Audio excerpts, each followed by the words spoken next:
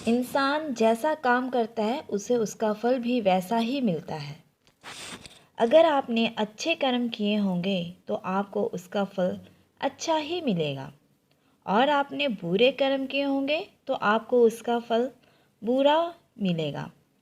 अगर किसी के साथ कुछ बुरा होता है तो लोग कहते हैं कि इसने पिछले जन्म में ज़रूर कुछ बुरा किया होगा, इसलिए ही इसके साथ ऐसा बुरा हुआ।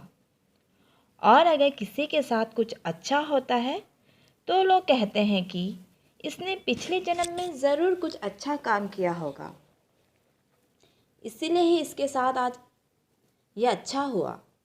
देखा जाए तो आज के ज़माने में इंसान को अपने इस जन्म का हिसाब इसी जन्म में चुकाना पड़ता है, क्योंकि पहले भगवान पेन लेकर के हिसाब किया करते थे, इसीलिए उन्हें हिसाब करने में देरी लगती थी। आज के ज़माने में भगवान के पास भी लैपटॉप आ गया है, तो उन्हें इंसान के कर्म का फल देने में यानी कि हिसाब करने में देरी नहीं लगती है। एक बार एक व्यक्ति को रास्ते में यमराज मिल जाते हैं। वह व्यक्ति उन्हें पहचान नहीं पाता। यमराज ने उस व्यक्ति से पीने के लिए पानी मांगा। उस व्यक्ति ने बिना कुछ सोचे और बिना एक भी क्षण गवाए यमराज को पानी पिला दिया। पानी पीने के बाद यमराज ने उस व्यक्ति को बता दिया कि वो उसके प्राण लेने के लिए आए हैं, किंतु उस व्यक्ति ने यमराज की प्यास बुझाई है, इसीलिए वह उन्हें अपनी किस्मत बदलने का एक मौका देते हैं। इतना बोलने के बाद यमराज ने उस व्यक्ति के हाथ में एक डायरी दे दी और उस व्यक्ति से कहा कि तुम्हारे पास 10 मिनट का समय है। इस डायरी में तुम जो भी लिखोगे वही सच में हो जाएगा, लेकिन ध्यान रखना कि तुम्हारे पास केवल 10 मिनट ही है। उस व्यक्ति ने डायरी खोल कर देखा कि पहले ही पेज पे लिखा था कि उसके दोस्त को लॉटरी निकलने वाली है और वो करोड़पति बनने वाला है।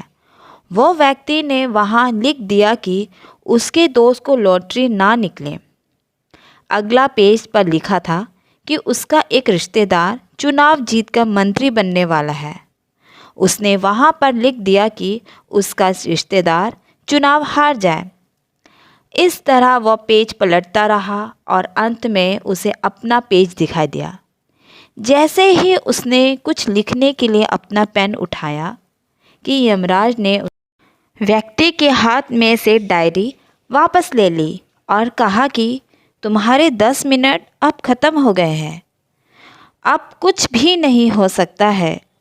यमराज ने कहा कि तुमने अपना पूरा समय दूसरों का बुरा करने में व्यतीत कर दिया और अपने आप को ही खतरे में डाल दिया। अब तो तुम्हारा अंत निश्चित है। अब तुम्हें कोई नहीं बचा सकता, क्योंकि तुम अपने आप को ही नहीं बचा पाए। यह सुनकर वह व्यक्ति बहुत ज़्यादा पछताता है, लेकिन अब पछताने से कुछ नहीं हो सकता था, क्योंकि अब सुनहरा मौका उसके हाथ से निकल चुका था। दोस्तों, अगर भगवान ने आपको कोई शक्ति दी है तो कभी किसी का बुरा ना सोचे और ना किसी का बुरा करे। दूसरों का भला करने वाले सदा सुखी और दूसरों का बुरा करने वाले सदा दुखी रहते हैं। धन्यवाद।